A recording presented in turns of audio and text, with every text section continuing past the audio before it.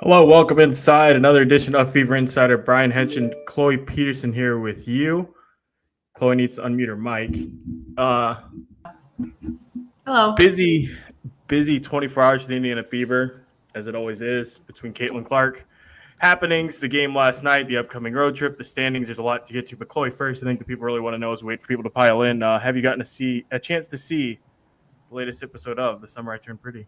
I have not yet. Very unfortunate. They released it at 3 a.m, so I'm sleeping. And then now it's only noon, so I have things to do. So I'll watch it tonight, and I'll let you know my thoughts. Thanks. I'm really excited. It's just a flood of text from Chloe breaking it down with these names and things, and her fiance and I just sit back and enjoy the show. Wonderful. Yeah. Oh, and then also I figure, again, people are piling in. If you want to get involved in the conversation, do so via the YouTube comments. We have a couple of questions to get to on Twitter. We save that for the end of the show. When we get to all the comments, questions, thoughts, everything there. Be sure to check out IndyStar.com. We have plenty of coverage there. Chloe wrote on Odyssey Sims. Josh Heron wrote on just the standings, the situation the Fever are in, and I wrote on Lexi Hall. Speaking of whom, Chloe, we have some sound from last night. I spent the morning clipping some sound. Nice. First, let's hear from Lexi Hall and more specifically the large knot on her forehead. I didn't know exactly what happened when it happened. It was kind of just like a clash. But looking at the video, Gabby and I ran into each other. Unlucky. I think we both have knots on our heads, so we both kept playing, so it's all right. Getting back on the bench, was everybody just kind of staring at your forehead directly? I knew yeah. Everyone's like, "You look beautiful." I was like, "I know I look insane," but it honestly looks better now than it did when it first happened. So hopefully this goes down quick. Did you glance up at the video board to see it? Did you get a look at it? No, I could see it looking out. I could see it just from my own eyes. So I didn't need to look anywhere. I knew it was going to be big. The team is the most important thing. Getting wins is the most important thing. And if I can contribute in any way I can, that's what I'm going to do. So if it's playing a little injured, playing a little hurt, that is what it is. Awesome. We touched on it briefly last night, but I think it's fair to say Lexi Hall's one tough cookie. And I mean, some of the stories, I don't know if you've seen them too, but the stories that have come for her time in college back up the fact that she's kind of a badass. Yeah, I mean, she's one of the toughest people, I would say, on the Fever team. She's always, in the defense. She's one of their best defenders, obviously, and kind of especially with the injury problems the Fever are having right now, they need her to not be injured. That was impressive. We talked about the game a little bit last night, Chloe, but was there anything else you wanted to touch on or reiterate or revisit from that? I don't think so. I feel like the defensive effort is probably worth discussing, just the way that they find that rhythm. And it's like, I think we mentioned it last night, but for people who didn't get a chance to see it, because it was pretty late, I mean, if they're able to unlock that defensive effort consistently, and it's kind of been a bugaboo this season. Injuries have obviously been a big factor in that, but I mean, it's a team with some potential despite the injuries with the way that they defend. Yeah, I think Bree Turner, too, defensively, she's not really a factor offensively, but defensively, she's really stepped up when they've needed her. She obviously, the first 25 games of the season, she really didn't get much playing time at all. And now with these injury issues, they have her come in and she plays very good defense, and she's kind of stepping up when they need her. It is remarkable. I mean, we got those questions. I think that was next to Caitlin Clark, probably one of the more consistent questions that we got when we first started doing these, and that's why is Bree Turner on the team? And now we're seeing why. I mean, it's valuable to have that depth there, and I mean, you need bodies to help fill out a lineup. But I mean, she's stayed ready, and really since the back end of that Connecticut game, it's not huge. It doesn't really grab your attention by any means, but she's been steady and solid, kind of an under the radar bedrock for this team, which is important with everything that they're going through. Yeah. Should we just dive in and talk about the Caitlin Clark stuff? Yeah, I'm good. Yeah. Caitlin Clark participates in walkthroughs Monday and Tuesday. Chloe, I'm going to play the clip of Stephanie White talking about it yesterday pregame, and then I'll just throw it over to you and let you discuss what you saw in Minneapolis, and we'll go from there. Yeah. For our walkthrough yesterday, today it was very short, prior to game time, but she went through it yesterday, and I want to see her in practice, live in practice. Want to see her continue to work to not just build endurance, but to be able to handle contact 94 feet as it's going to be in game, and to be able to do that and sustain from an endurance standpoint. And that's going to take multiple practices to make sure that there's no regression. And as most of us know, when we get fatigued, we look different. and see how she plays through fatigue. This late in the season, they get changed depending on your schedule, things like that. Not necessarily probably team practices, but being able to put together, threes, fours, and different things that we can go against and match up with. Take it away, Chloe. Yeah, I mean, I think an important distinction that, shout out to Tony East for asking that question about the practices, because they do have very few practices left going into the end of the regular season. But I think it's a very important distinction that they don't necessarily need, an official team practice for Stephanie White to consider that practice time.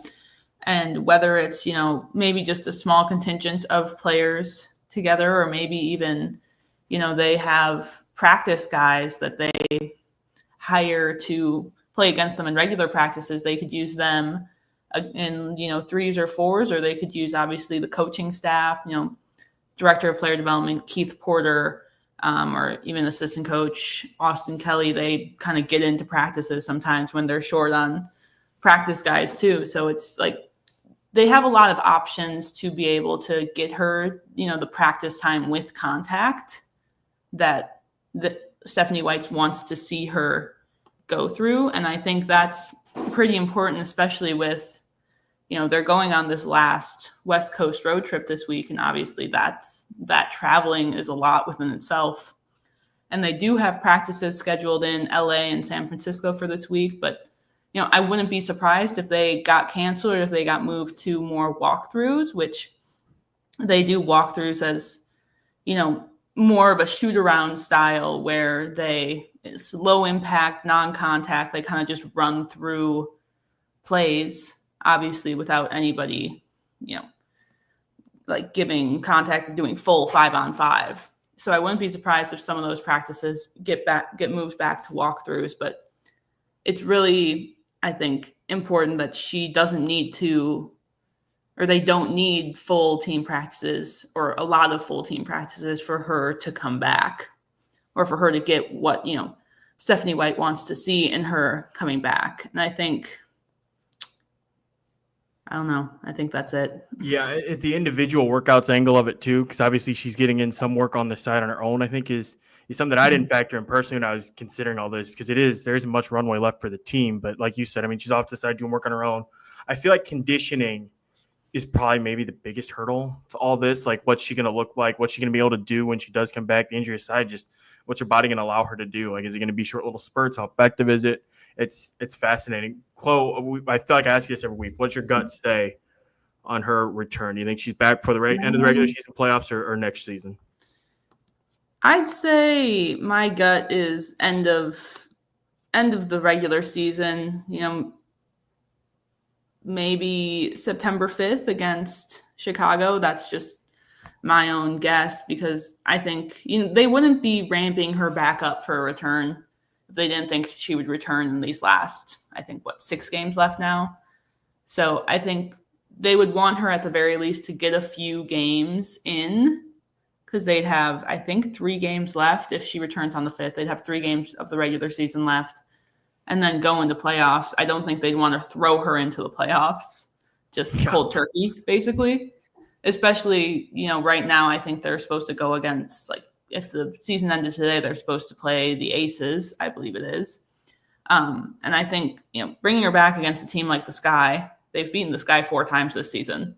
And it's kind of been, it'd be a good game where, they don't necessarily need her to kind of go off in a way, and she could just get back slowly but surely. But that's just my speculation as of now.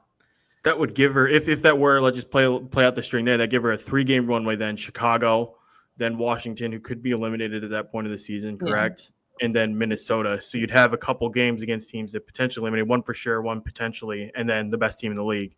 So it would be it'd be a little bit of a drastic jump between steps 2 and 3, but it would be the best team in the league. But by that point in the season, Minnesota may have, the number 1 seed locked up. And if they have the number 1 seed locked up, they're not going to be trying that hard. So that's a good point. I think the magic number for the Lynx, I did the math roughly this morning, I think it's down to 2.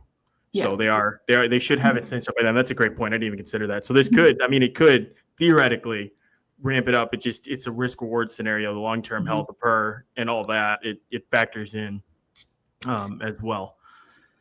Let's see. Chloe Bibby, just real quickly. We mentioned last night, had a story up. Chloe Bibby's expected to hopefully return to practice here by the end of the week. She's slowly recovering, making progress in rehab with her knee injury, which is good news. Obviously, a lot of impact, as Chloe mentioned last night. Stephanie White talked about last night on Aaliyah Boston and how things look for her inside. So maybe things are turning around for the Beaver, he said, knowing full well that this probably just jinxed them and go the other way again. But dodged 2 bullets last night. Good news on Chloe Bibby, Caitlin Clark. I mean, any news at this point feels like good news, especially in the world of social media. So those are all positives to consider. Chloe, this is a question that I asked you last night. Excluding Caitlin Clark, you get to pick one Fever player on the season-ending injury list to bring back. Or any of the injured players on the Fever list to bring back, excluding Caitlin Clark. Who do you pick? And commenters too, feel free to hop in. I thought about this for a little while last night, but obviously I have my decision now I would bring back Sophie Cunningham, I think. And it was really tough between, Cunningham and Aari McDonald, just because, both of them were pretty crucial in their 2 roles. But I think obviously Sophie brings that kind of spark that I think really helped the Fever so far this season, especially when they were going through all those injuries. Sophie's a very versatile player where she can play 1, 2, 3, 4, really. And, when Caitlin eventually comes back too, they'd have that depth at point guard with, Caitlin starting Odyssey Sims behind her. But they don't really have that kind of depth at wing. So it's basically Lexi Hull against the world. Aerial Powers is here to help a little bit now too, but I think obviously the toughness that Sophie Cunningham brings to the Fever team, I think that's what they've been missing a little bit since her injury. So that would be my pick.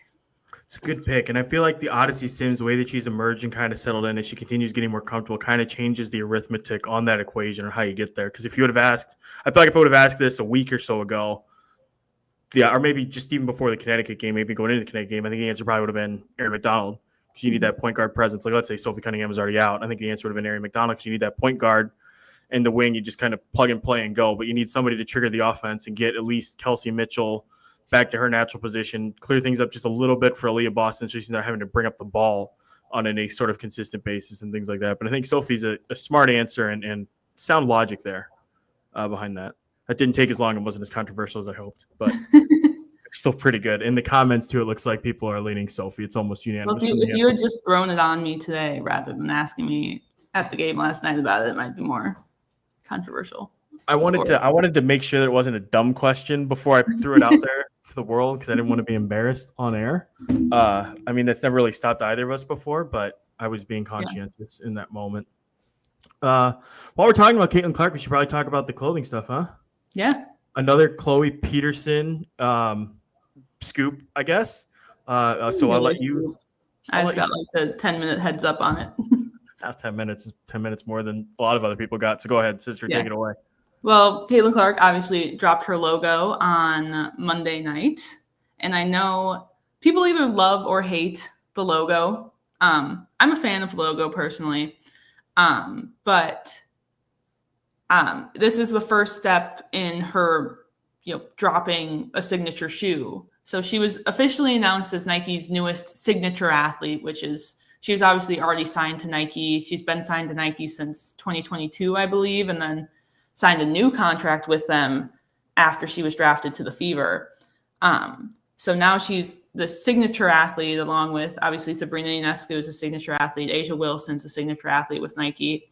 And they announced it with the release of her logo, as you can see on the screen right now. And obviously through Nike, Caitlin Clark talked a lot about the making of this logo. And, she was very, much a part of making the logo, she said. And from that too, I was talking to someone from Nike, and they were saying that because of special demand from Clark fans, they're doing something, a little bit special in terms of this release. They're doing that navy and yellow T-shirt that's already out on the internet every so often.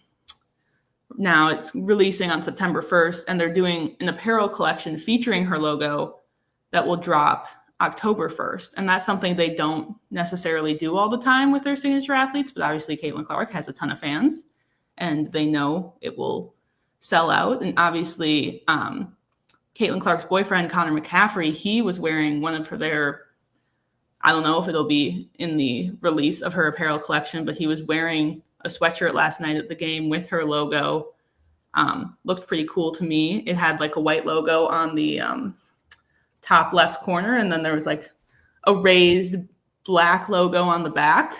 So that may be something that is available come in her logo collection. But then obviously what people have been waiting for is her signature shoe, which will be released sometime in 2026, along with another apparel collection.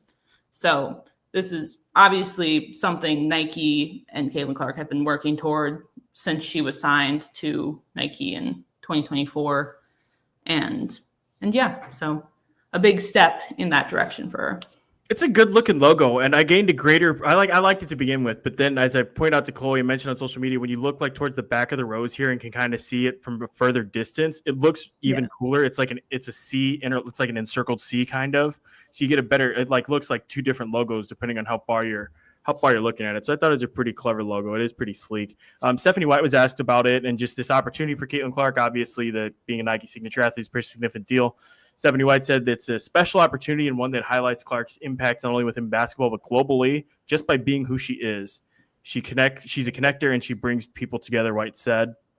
And as for being a part of that, she said it's just a really cool thing. And getting, she says, I'm talking about it right now and feeling the intense gratitude for me personally, being in women's basketball, to be able to be a part of this moment and to celebrate with her. It's pretty cool. And covering high school girls basketball in the winter, it is fun talking to them about shoes, and a lot of them bring up, why they wear the Ionescu's and some of the shoes that are lit on by WNBA players because they're lighter, they're better fit for them versus the Kobe's and some of the men's shoes that are out there. So it is cool to see it growing, and just the way that the impact of Caitlin Clark, the growth of WNBA and all that is infiltrated and impacted the game on so many different levels and in so many different ways that the common fan and, might not even think of, in just how it impacts things and aids the growth and makes things better for kids. Yeah. Chloe, let's look ahead now for the Fever, because obviously they're on the back stretch now as we pull up the schedule here. They're down to the final 6 games, beginning with this West Coast road trip, as you mentioned, the last 3-game swing. The Chicago game feels like a win. Phoenix feels like maybe you should win. How do you analyze this upcoming final stretch? Yeah, I would think Los Angeles, Golden State would be considered must-wins for them, especially with their proximity in the standings. Indiana right now is at 6th. Los Angeles is 9th. Yeah.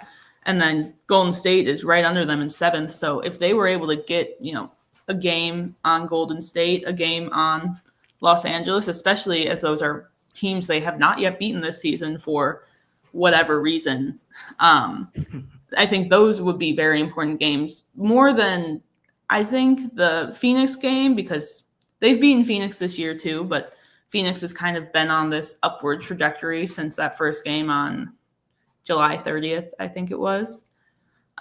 So I wouldn't be surprised if they lost to Phoenix, but I think, the Golden State Los Angeles games are, those games that should feel like must-wins for them. And then Chicago is obviously not a guaranteed win, but I would be very surprised if they lost to Chicago, because they've basically blown out Chicago every time they've played them this season. And then the Washington game too, that one's kind of up in the air because I believe, Washington's still in the playoff race. They're kind of fading in it, but they're still technically in the playoff race. So that might be an interesting game, and I think they're 1-2 against Washington this year. Another inexplicable, they are losing to worse teams. Mm-hmm. But then the Minnesota game, I think, is a toss-up too, because by that point, Minnesota will likely have the number 1 seed locked up, and I don't know if they'll be trying very hard. So that could be a win that could be crucial for the Fever, but doesn't matter to Minnesota really at all.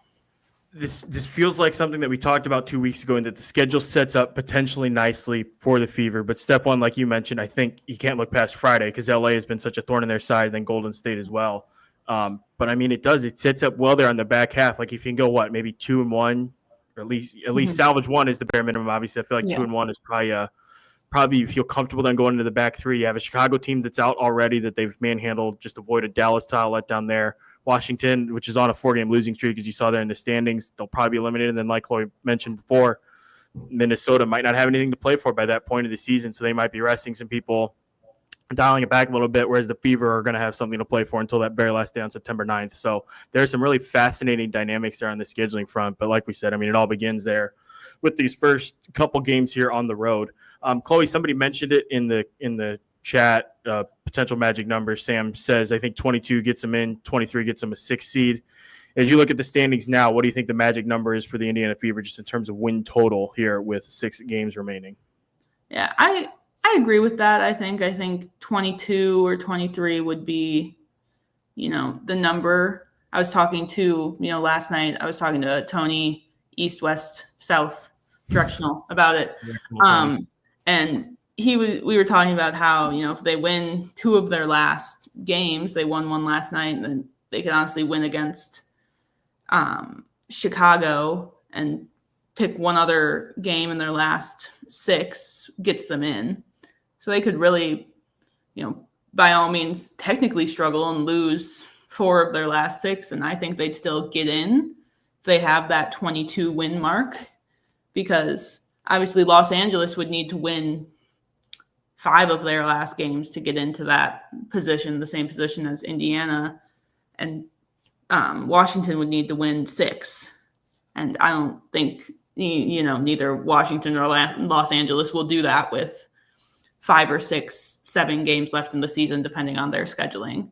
So I think, 2 wins at the bare minimum gets them into the playoffs.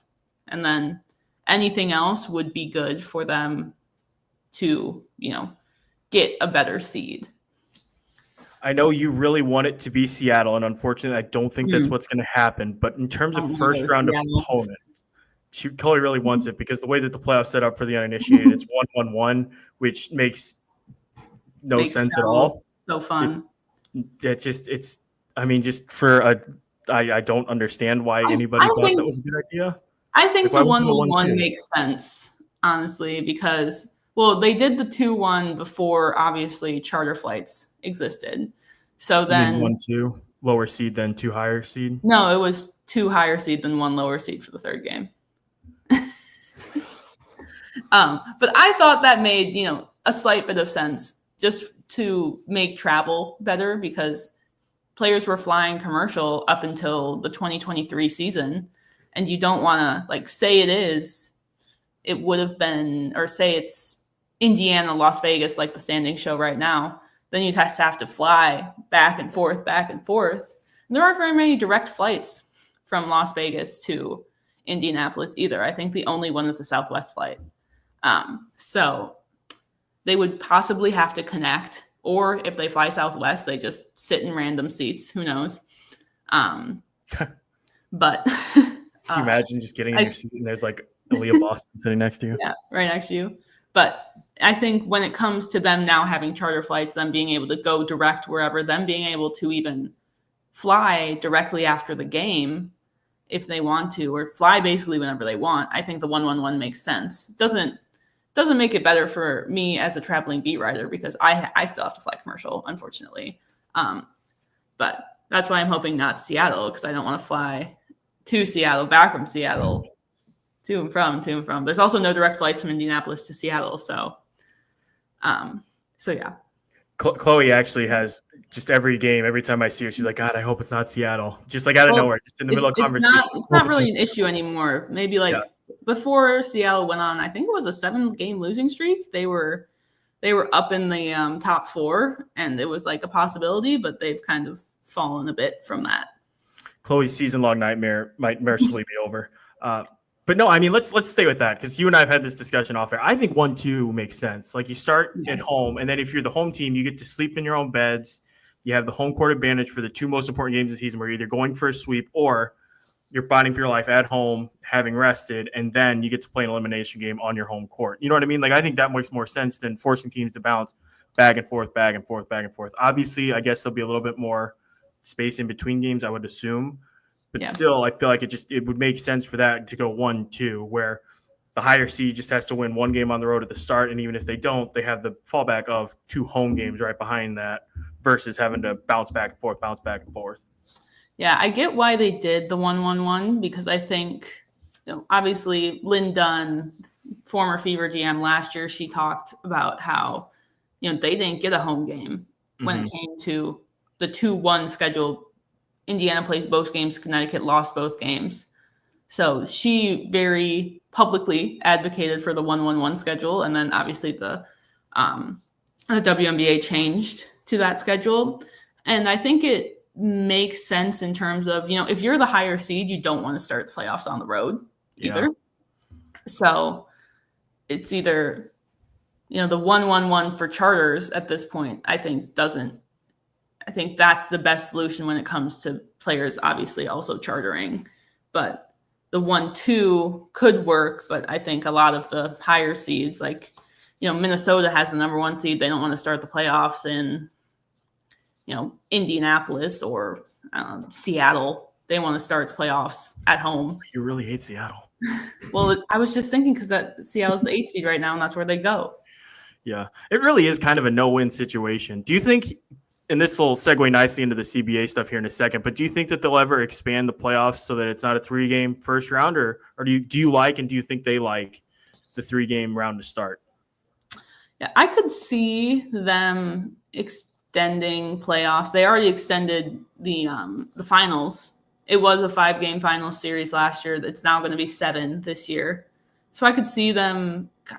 I don't think they'll do 7-game series for all of their rounds. Be a lot. Yeah, but I think I could see them moving this first round 3-game series into a 5-game series. And I think just in general, the playoff structure is probably something that's going to be revamped, whether, in the new CBA or, just as the W expands, because they're going from, 8 teams make it into the playoffs of a 12-team league. And they're eventually going to have, by 2030, they're going to have 18 teams. So I think they're going to want to revamp the playoff structure. So, maybe it's a 12-team playoff instead of 8-team.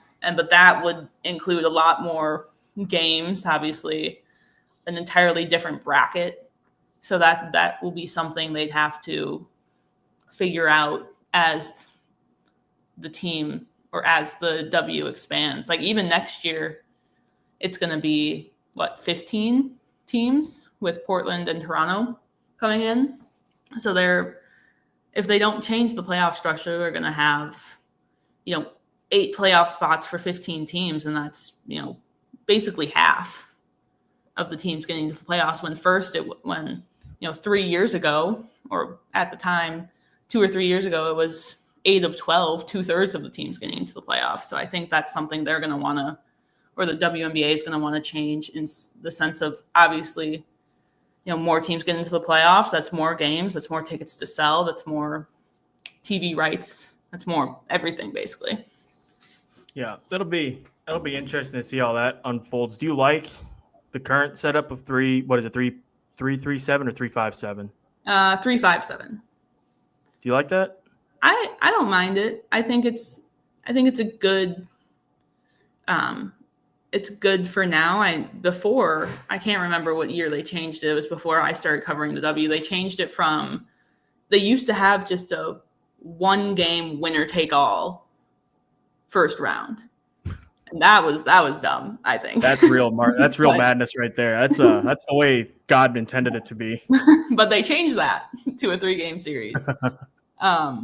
So that was good, at least. But I think depending on how they change, if they go up to a 12-team playoff, they're going to have to change the schedule in some way, obviously. And at that point, I think they would also want to go to at least a 5-game first-round series.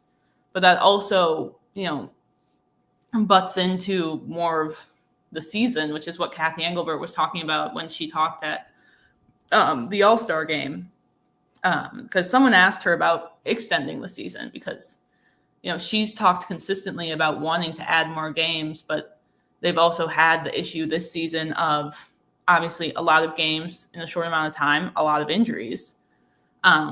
So you need to make the game or longer amount of time between games. And if you want to obviously add games too, you're going to have to add time somewhere. And you can't add time on the front half. You can't really start any earlier than they start right now, because then you can't get the players from, college coming in. Mm-hmm. It's kind of But tight then turnaround when the college players already have like a month, and you can't give them less than a month. A month is also already kind of crazy, but then you have to add it on to the end of the schedule. And when you add it on to the end of the schedule, they're already into October. If you go into November, that's when you go into obviously college on the front end, which wouldn't be as much of an issue. But I think, from, a standpoint of WNBA players kind of having off-season jobs, have been multiple players that have worked with college teams in the offseason. Katie Lou Samuelson for a couple of years, she was the Vanderbilt director of player development, I believe. And Ryan Howard, she worked with Florida for a couple of years. So I think, the further you push the schedule into the women's college season, that gives them fewer opportunities to, be a part of college teams or be coaches on college teams or anything like that, or even have another revenue source like they're doing right now. And that also goes into salaries and how much WNBA players are getting paid. Like if they make more money, they wouldn't have to, go to be coaches on college teams. But that's a rabbit hole that we've gone down before. That would be interesting though if it did push up into the women's college basketball season, because then TV kind of gets involved. ESPN, for instance, like I feel like there's some marketing opportunities there where you pair things together, like a WNBA game, like a college pro doubleheader, something like that. Like you have South Carolina versus UConn, followed by Beaver, Sky, or pick a team, whatever teams you're gonna play, Liberty, Lynx, whatever it might be, and maybe that's a way to massage it. But like you said, I feel like player salaries will be addressed to the point that players don't feel obligated to do the college stuff and the coaching. So maybe that does away with it, except for players maybe towards the lower end of the scale of things. So maybe that gets solved and that problem sorts itself out. But it is going to be fascinating to see how the schedule looks moving forward after this season, because what's going on right now is untenable. I mean, it's not good for anyone. Stars are getting hurt, so the product isn't the same as it was, and obviously they're human beings as well, so nobody wants to see them get injured. I don't know, but let's Chloe, let's use that as a segue into the CBA negotiations. I would say that things aren't going well. Pretty poorly, in fact. Nafisa Collier, this is from a reporter out in Minneapolis. It feels like it's kind of the same old. We're not making a lot of progress. It's unfortunate. We obviously want to get a deal done, and it feels like the league doesn't have that same urgency, and the deadline is quickly approaching. I feel like we're not close right now. Again, feels like we were saying kind of the same thing around the All-Star game, and here we are. Nothing's really happening. Front office sports has been all over this. The October 31st deadline is quickly approaching. At that point, you can have a deal in place by then. You can extend the deadline, which is what they did in 2019, or we head into a lockout. And the fun of the lockout comes with also, obviously, the expansion draft, free agency, all those other things. Speaking of the expansion draft, I saw Front Office Sports had a story this morning saying that the owners of these new teams have no idea what the rules are going to be for the expansion draft. They've heard nothing, so they're in the dark. And it's all bad, Chloe. It's all real bad. Yeah, well, not even before these CBA negotiations. I remember last season we talked to Lynn Dunn after the season when she was still Fever GM, and we asked her, like, hey, what do you know? This was in like September after the Fever were eliminated from the playoffs, and we were like, what do you know about, the expansion draft? And she was like, I don't know anything. So I think, obviously this expansion draft thing, it's obviously complicated by the CBA this year, but even last year, the W League office did not announce terms of the expansion draft until I think October. It was very late in, the process of doing an expansion draft. And, Lynn Dunn, as she is vocal about a lot of things, she was very vocal about not knowing what was going on and how she did not enjoy that she did not know what was going on. And I think it's going to be a similar thing this year, especially with the CBA complicating things, because as of October 31st, they can't do anything after October 31st, basically, unless they agree to an extension and, continue to negotiate under the same rules of the CBA they have now while they negotiate a new CBA.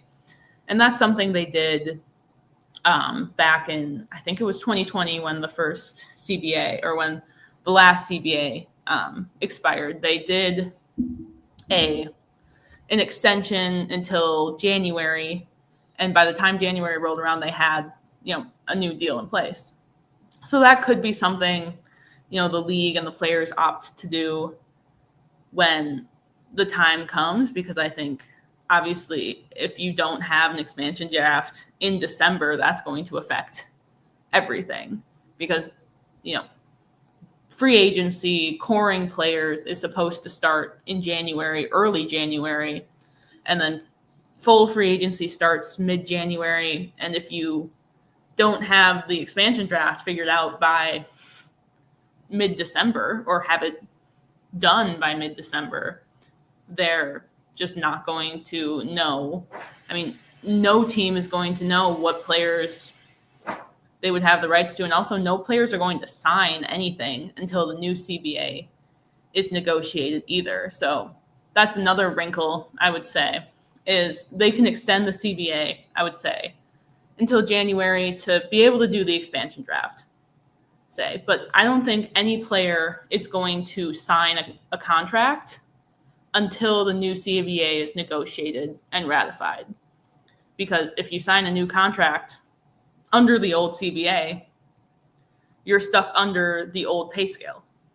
And obviously no player wants to be stuck under the old pay scale when, salaries are anticipated to just exponentially increase. Be bad business, what that would be. The league has responded with a lengthy statement to Front Office Sports. They said they've been meeting with the union all summer and are committed to a new CBA that addresses the players' priorities while also supporting the long-term growth and success of the league and teams. Again, the union side of things, they said in their statement to Front Office Sports that the league was running out the clock on negotiations. So the public back and forth, the banter, the he said, she said, the accusations, the finger pointing has been underway for a while, but now you can feel it kind of ramping up. So it's always important to keep that in mind, that there are two sides, but there is a clock on this thing, and we are coming up onto the end of August here. So kind of getting a little cozy for all that, especially considered all that they have to contend with. Go ahead and get involved with the show. You can do so via the comment section. We're going to start diving in there here in just a second, just start bantering with the people, I guess, going through some comments, revisiting some topics, answering some questions. Chloe, I do have some questions from Twitter to start us off if you want to start there. Sure. This one is from Veronica Phillips. She asks, your favorite topic, actually. She says, can you explain the hardship contracts and how they work for Shea, Odyssey, and Ariel, as each of them are replacing season-ending players, and what happens to them once Caitlin Clark returns? Now, you actually explained this to me last night very, very well, so have at this. You're well-practiced at this now. You've perfected it. Yes, I see there's another comment that's like, what happens with Sims after this last 7-day contract, which I'll add it all in. So basically, Odyssey Sims, Shea Petty, Ariel Powers, they're all signed to regular contracts. And it's very confusing because when Ari McDonald earlier this season signed an emergency hardship contract with the Fever, that is a specific type of contract in the WNBA. There is a contract that players can sign that's an emergency hardship contract. But there is not a regular hardship contract that they can sign. So Ari McDonald signed an emergency hardship contract, which stipulated once the Fever get back up to 10 available players, she needs to be released, and that's what happens. But with a regular hardship, what happens is the Fever apply for a waiver. And once they get granted the waiver, they essentially just have another roster spot to use. And they signed players to regular contracts. So Odyssey Sims signed, a 7-day contract. But it's not a hardship contract technically, but the Fever used the hardship waiver to sign her to the 7-day contract. So Sims has obviously signed 3 7-day contracts now, and she cannot sign another 7-day. And I think what a lot of people get confused about in terms of the 7 days is the 7-day doesn't take up. They think the 7-day doesn't take up a roster spot, but it does. So Sims is taking up a roster spot whether she's on a 7-day contract or if she's on a rest of season contract. So she will, the Fever will have to make a decision, and I would think that decision would be to sign her to a rest of season contract on Sunday when her 3rd 7-day contract expires. So Sims would likely sign a rest of season contract on Sunday. And they don't need to waive anybody for her to stay because, she's already taking up a roster spot. And she will just have the same roster spot. It'll just be on a rest of season contract instead of a 7-day contract. And that's the same with Shea Petty and Aerial Powers. They're taking up roster spots the same, whether they sign a 7-day contract or a rest of season contract. But I think the difference is it was very confusing when it first happened with, obviously, Sydney Colson and Ari McDonald being out for the season. And now you have Sophie Cunningham out for the season. And Caitlin Clark has been out, for 6 weeks, give or take. So all of them, are tied to the hardship waivers in a way. So the Fever, from what I understand, the Fever, they have 4 players out right now eligible for hardship contracts. So they're eligible for 3 hardship contracts. Technically, right now, they're eligible for 4 because Chloe Bibby has missed 2 games. But we're not going to talk about that because that just makes it more confusing. So let's just say, you got the 4 players out with Sophie Cunningham, Ari McDonald, Sydney Colson, Caitlin Clark are out. So they have 4 players out that are eligible for 3 hardship contracts. Once Caitlin Clark returns, they are going to lose one of those hardship contracts. So they'll have to make a cut. So they'll have to make a cut somewhere. Mm-hmm. Obviously to one of the people on hardship waivers. My guess as of right now, it would likely be Shea Petty because, they need Aerial Powers for backup wing purposes, especially with Chloe Bibby out. I think if Chloe Bibby returns before Caitlin returns, that could change things because they'd have a backup wing. But, they'd also, and then Odyssey Sims, I think her spot is pretty safe with starting right now, and then she'd be the backup once Caitlin comes back. But yeah, so basically all the hardship players, once Caitlin returns, they'll have to lose one of their hardship players. But because they have 3 players out for the season, they're going to have 2 hardship contracts for the rest of the season. And those hardship contracts, I know it was something someone was asking about a few weeks ago. Those do extend into the playoffs. The players just would need to sign a rest of season contract. They can't go into the playoffs on a 7-day contract. So Odyssey Sims would likely sign a rest of season contract, and then either Shea Petty or Aerial Powers would likely sign a rest of season contract as well. So yeah, that's my explanation on hardships. You did great, Chloe. It made sense. It really did. Being genuine, made sense. We've come a long way from the first time you tried to explain it, and I almost had an aneurysm. Somebody says if Bibby's out for 7 days, sign a 7-day contract. Use a 7-day contract to try out someone on improved talent like Sundell, like Kitley.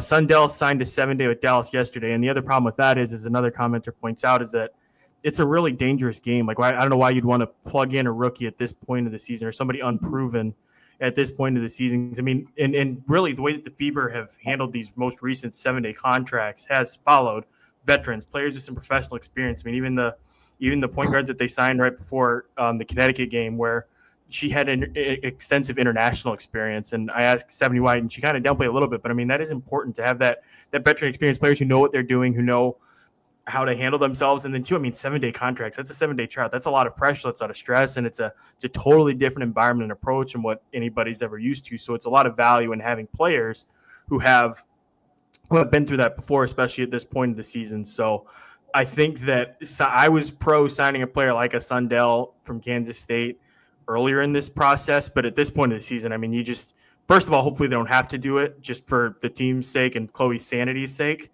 But at this point, you're looking for veterans players that have some of that experience that can hit the ground running a little bit faster than where they're at, where they would be, with a rookie. Chloe, I'm going to start diving into the comments here. Hey, Hank and Chloe, just read your Odyssey Sims piece just now. Was waiting for that one. That's for you, Chloe. You did a good job with that story. So I try to give you a chance to breathe here a little bit. What a win last night. Yep, I agree with this. That would have been really bad. Like watching Lexi Hall go down last night, like it felt just the way that everything is gone this season. It's like, oh, well, here we go again. Get ready for some bad news. The defensive impact was supreme. It felt like a playoff game. Had me wondering if Stephanie was more focused on scouting the Storm. Thoughts? I don't think she was more focused on scouting any team or the Storm more than any other team. They scout this season, and I guess Stephanie White doesn't technically do the scouts for any team. Each assistant coach, they do a rotation of one coach scouts. One coach scouts the Storm, and then another coach is scouting, Los Angeles, another coach is scouting Golden State, because they have 3 assistant coaches, so they just go in that, rotation. Mm-hmm. But I think similar to how Los Angeles has randomly had the Fever's number this year, Indiana just, I don't know if it's a matchup thing, if it's effort or what, but the Fever have just had Seattle's number this entire year. They've obviously swept them in 4 games. And I don't know, I just think it's a bad matchup problem when it comes to that. And then similar to, obviously, Los Angeles is 10th in the standings, 9th in the standings. They're 3-0 against the Fever this year. And the same with Golden State. Golden State is below Fever in the standings, but they're 2-0 against Indiana this year. I think just some games are just bad matchups for some teams. And if trying to compare it to what happened over the weekend with Minnesota, Minnesota's just a really good team. Minnesota was also getting healthy. And I would imagine to some level in that room, Joe Reeves probably had Minnesota fired up after they laid an egg in that Commissioner's Cup championship game earlier this summer. I feel like it was just kind of a mess of things that contributed to the outcomes of those games. And honestly, the fact that the Fever kept within 11 most of the way on the road was something to potentially hang your hat on, I guess, if you're into moral victories. Somebody says W with context probably earlier in the chat, but I'm just going to assume that was in reference to Chloe's explanation of the hardship stuff. The logo is great. I've seen mostly positive. How's it been in your responses, by the way, to Caitlin Clark's logo? Positive or a little over the map? I've seen mixed responses. They either love it or they think it's a miss. But I don't know. I think that's with every logo, with every release. People are going to love it. People are going to hate it, but meh. Yeah. I think, Chloe, you mentioned this. Caitlin Clark was decked out in her logo. I didn't see the chain, but I saw the pant. She had her logo on her pant, right? Yeah, it was just mini logos all over her pants for custom. They were cool pants. It's good branding. Yeah. We need to get a logo for the show. So if somebody wants to do that, sponsorship money. Give us custom pants for the show. Yeah, that'd be great. Chloe, anything else you want to get to here as we give one last chance for questions, comments here in the final 5 or so minutes? Kind of going back to the expansion draft. I saw someone mention, got to be able to protect 7 players this year. But I think the thing is about, which I should have mentioned when I was on the whole CBA thing, but whatever. The thing about the Fever and really any other team this year is they have very few players under contract for next year. I think Washington is the team that has the most players under contract because they have a bunch of rookies. But when it comes to the Fever, they have, Aaliyah Boston, Caitlin Clark, Michaela Timpson under contract officially for next year. They have Lexi Hull as a restricted free agent. They could core Kelsey Mitchell possibly again, but that also depends on if the core stipulation of 2 years of core service is going to stay the same, because it could change down to 1 year of core service, because in the last CBA, the 2020 CBA, it went from 3 years of core service to 2 years. So that is something that could very well change, but they really only have 3 players under contract and 4 players that they have the rights to. And that's very similar for a lot of teams. And I think that's going to make the expansion draft very difficult for Portland and Toronto, because assuming it's similar to last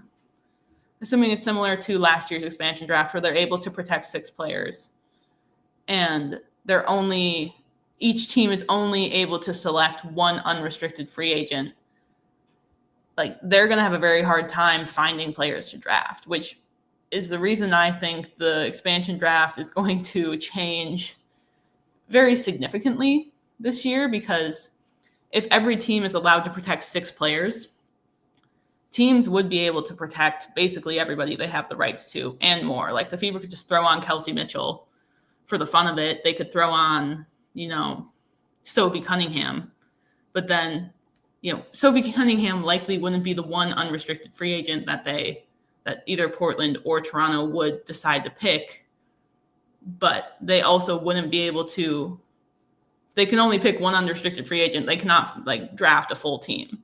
So I think the rules are going to have to change in the sense of how many free agents they're able to draft, but that also then takes away, an unrestricted free agent's unrestrictedness. So it makes them restricted. So that's going to be a very interesting time. I think Golden State came into the league at the perfect time because they had the expansion draft all to themselves. They didn't have the CBA to deal with. Yep. And especially they have 2 players. They have 2 teams in the expansion draft. So they're going to be 24 players hypothetically drafted away. And it's going to be a mess, I think. With basically everybody being a free agent next year, I think they just open the floodgates, just open free agency with the expansion teams included. You kind of grab it who you want and who you can, like Hunger Games style. Here's the players in the middle, the teams run in the middle and get it. They could do it like the NWSL. The NWSL got rid of the rookie college draft and expansion drafts. And when expansion teams come in to the league, they just give that expansion team more money. The salary cap is I think 1.4 million for the W this year. They're just you get a salary cap of 2 million.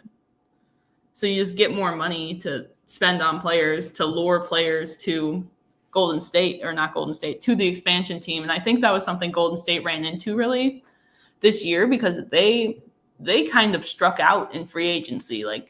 Outside of who they drafted in the expansion draft, they didn't really get a big free agent. And I think that's obviously, the big players who were free agents last year, they didn't want to go to an unproven team like Golden State. And I think that's something Portland and Toronto could also run into this year. But interesting. I still think it'd be fun. Just throw it out there, see what happens. And I mean, with so many free agents, the salary cap thing would work, but I also understand why a player, especially veterans, would be hesitant to go to an expansion team. But then you wonder maybe Golden State and how they perform this year, maybe that changes the thoughts on it a little bit. It shows immediate success is a possibility, and with so many free agents out there, I mean, you could theoretically see that happening again. I don't think it's as far-fetched or would become as much of a surprise maybe as it has this year with Golden State. So that's interesting there. Chloe, what's coming up for you? Lots of travel, right? Yes. Go to LA tomorrow. A nice 4-hour flight. Love that. I think it's 4.5 actually. That'll be really fun. So leave for LA tomorrow, and then they play in LA.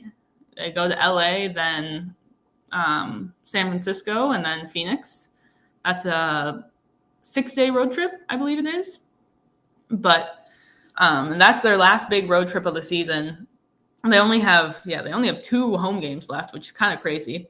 But they play, Chicago, and then their last road trip to Washington, and then they end the season against Minnesota. But the big thing coming up this week is a road trip, which flying.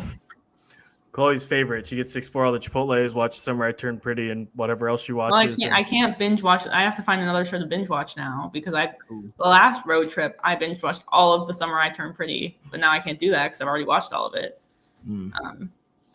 It's tough. I know, tough life. It's tough. That's tough. Yeah. Send Chloe your show recommendations, interventions, maybe help flush things out for her as the craziness ensues. Do that.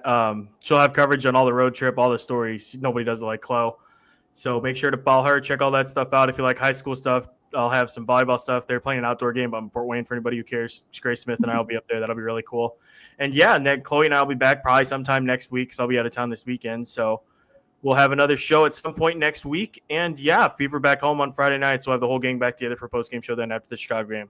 But thank you all so much for watching. For Chloe Peterson, I am Brian Haenchen, and we will talk to you guys again soon.